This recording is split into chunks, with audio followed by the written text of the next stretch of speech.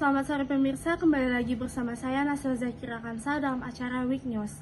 Pemirsa, TikTok resmi menghapus e-commerce-nya yaitu TikTok Shop pada tanggal 4 Oktober 2023. Penutupan ini dikarenakan adanya kebijakan baru dari pemerintah guna memperbaiki pasar UMKM. Kita nggak sadar, tahu-tahu kita sudah dijajah secara ekonomi. Saya nggak usah sebutkan aplikasi apa, sudah mencapai 123 juta orang masuk ke aplikasi itu.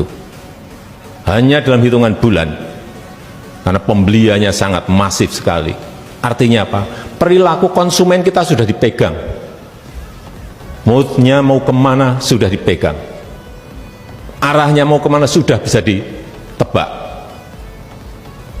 Dan kita terlambat.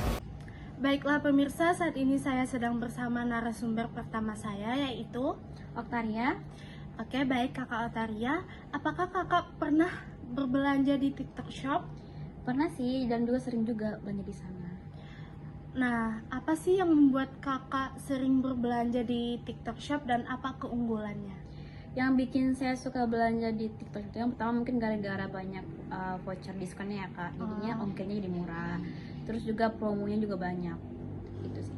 Terus kalau keunggulannya, mungkin TikTok Shop itu termasuk platform pertama yang ada di Indonesia yang memiliki kayak video review gitu loh Kak. Jadi misalnya kalau kita mau beli baju apapun itu, kita bisa lihat dulu nih gimana bahannya, gimana bentukannya dari hasil video review ini.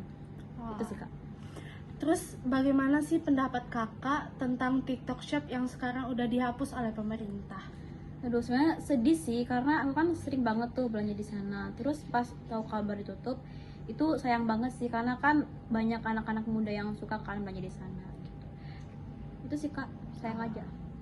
Baiklah, itulah informasi dari Kakak Oktaria. Terima kasih untuk informasinya. Baiklah pemirsa, pada saat ini saya sedang bersama narasumber kedua yaitu Perkenalkan, saya Priska Huta Barat dan saya merupakan seorang mahasiswa. Nah Kak, akhir-akhir ini ramai diperbincangkan bahwa e-commerce TikTok Shop itu ditutup oleh pemerintah. Apakah Mbak tahu tentang masalah ini? Sebagai pengguna TikTok yang cukup aktif, tentunya saya tahu.